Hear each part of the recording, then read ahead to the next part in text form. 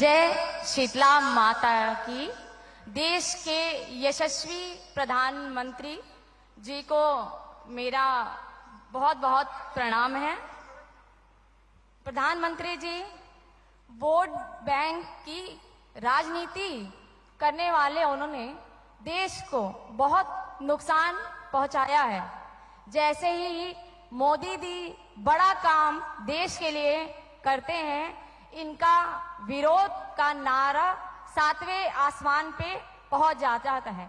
पहले हमने देखा था कि ये सभी 3 तलाक का बहुत विरोध कर रहे थे और अब यूनिफॉर्म सिविल कोड का विरोध कर रहे हैं, जिससे हमारे जो मुस्लिम भाई बहन हैं उनको काफी भ्रम हो रहा है और वे सब भ्रमित हो जा रहे हैं।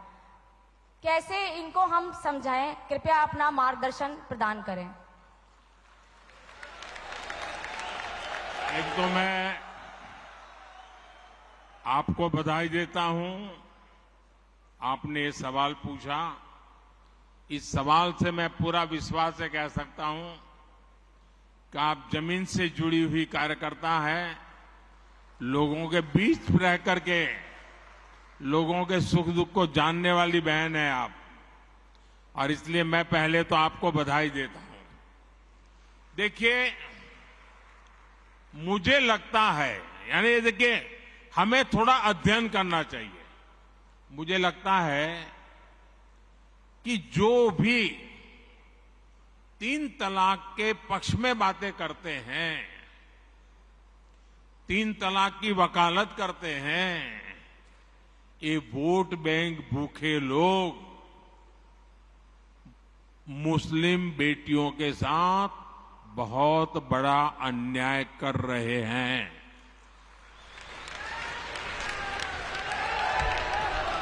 अच्छा, कुछ लोगों को लगता है कि भाई ये 3 तलाक से तो सिर्फ महिलाओं की बात हो रही है। 3 तलाक से जो नुकसान होता है ना, वो सिर्फ बेटियों को होता है ऐसा नहीं है, उसका दायरा उससे भी बड़ा है। आप सोचिए,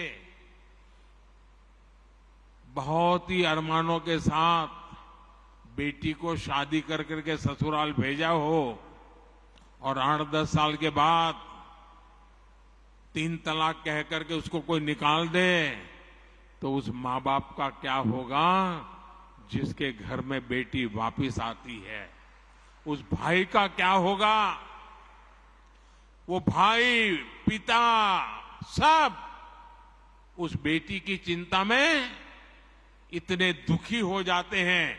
इसलिए 3 तलाक से सिर्फ बेटियों को ही अन्याय होता है इतना नहीं, पूरे परिवार तबाह हो जाते हैं, माता, पिता, भाई सब दुखी हो जाते हैं। और देखिए, दुनिया के अनेक मुस्लिम बाहुल्य देश, इसका इस्लाम से संबंध होता तो दुनिया का कोई मुस्लिम देश 3 तलाक खत्म नहीं करता। मुस्लिम बाहुल्य देश जहां पूरी तरह इस्लाम राज्य है, वहां भी 3 तलाक बंद कर दिया है। मैं परसों इजिप्ट में था, मिस्र में था। मिस्र में, इजिप्ट में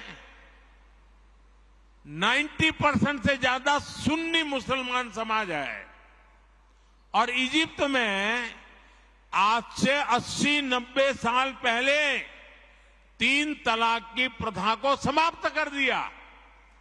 हमसे 90 साल पहले।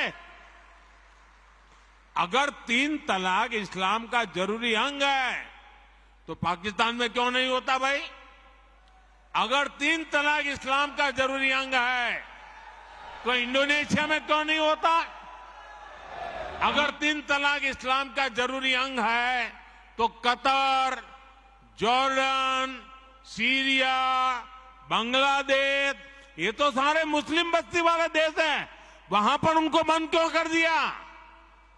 मैं समझता हूं कि मुसलमान बेटियों पर 3 तलाक का फंदा लटका कर कुछ लोग उन पर हमेशा अत्याचार करने की खुली छूट चाहते हैं।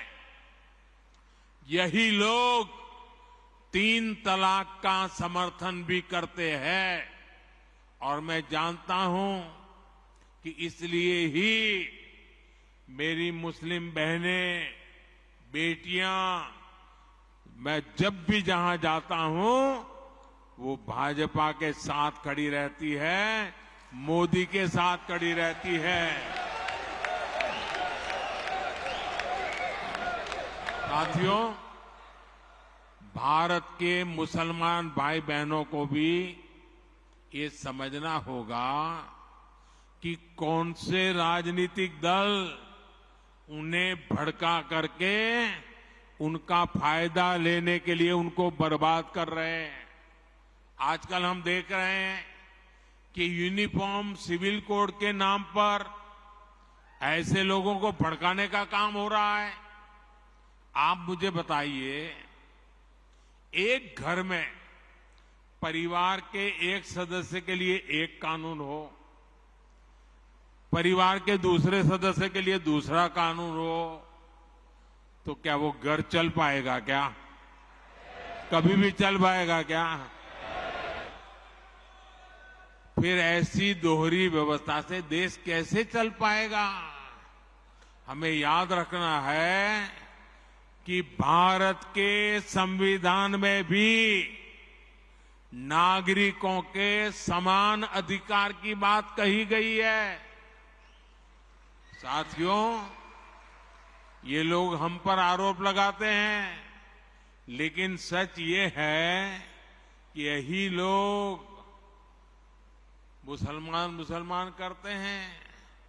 अगर ये मुसलमानों के सही मायने में हितैषी होते तो अधिकांश परिवार, मेरे मुस्लिम भाई बहन, शिक्षा में पीछे न रहते, रोजगार में पीछे न रहते, मुसीबत की जिंदगी जीने के लिए मजबूत नहीं रहते।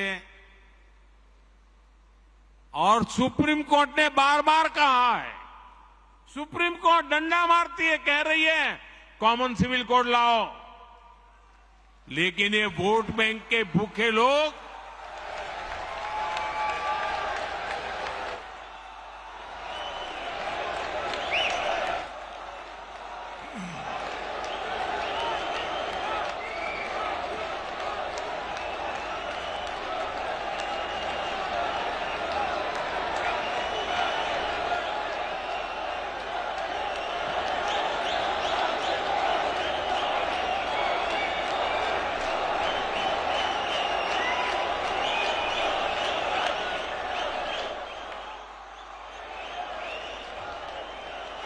अच्छा, मैं आपको एक और बात बताना चाहता हूं।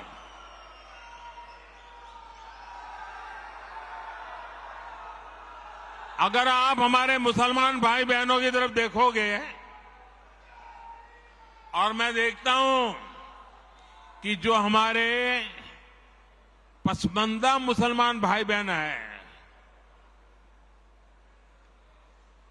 ये वोट बैंक की राजनीति करने वालों ने हमारे जो पसमानदा मुसलमान भाई बहन हैं, उनका तो जीना भी मुश्किल करके रखा हुआ है।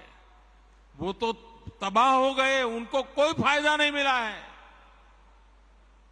वे कष्ट में गुजारा करते हैं, उनकी आवाज सुनने के लिए कोई तैयार नहीं है। उनके ही धर्म के एक वर्ग ने पसमानदा मुसलमानों का इतना शोषण किया है, लेकिन इसके ऊपर कभी देश में चर्चा नहीं हुई।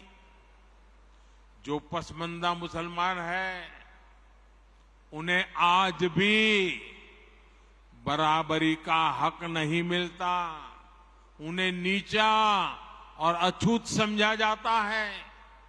इसी समाज में, मैं मुसलमान समाज की बात कर रहा हूं, मुसलमान भाइयों में जो हमारे पसमानदा भाई बहन हैं, जो पिछड़े हुए हैं, मैं उनकी बात करता हूं।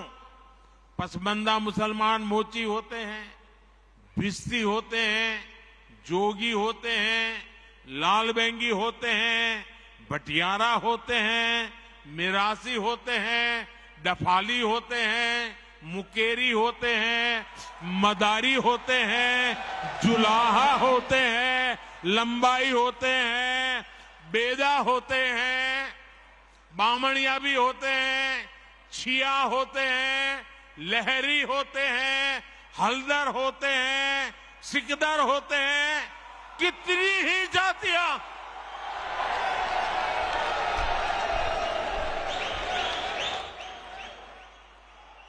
ये सब इतने पिछड़े रहे हैं, इनके साथ इतना भेदभाव हुआ है। भाइयों बहनों, इस भेदभाव का नुकसान उनकी कई पीढ़ियों को भुगतना पड़ा, लेकिन भाजपा देश के हर नागरिक के लिए सबका साथ सबका विकास की भावना से काम कर रही है। आयुष्मान भारत योजना ने उन्हें भी स्वास्थ्य सुविधा का हक दिया है। पीएम आवास योजना के तहत उन्हें भी अपना पक्का घर मिल रहा है। बीजेपी के कार्यकर्ता जब इन तथ्यों और तर्कों के साथ मुसलमान भाई बहनों के पास जाएंगे तो उन्हें ज्यादा बेहतर तरीके से समझाएंगे और उनका भ्रम भी दूर होगा। और इसलिए आपने जो सवाल मुझे बहन जी पूछा है, बड़े विश्वास के साथ जाइए और उनके सुख दुख दूर करने में, उनकी कठिनाइयों को दूर करने में एक कार्यकर्ता के नाते समानता का भाव से आप प्रयास कीजिए। जरूर वो आपकी बात मानेंगे, समझेंगे भी।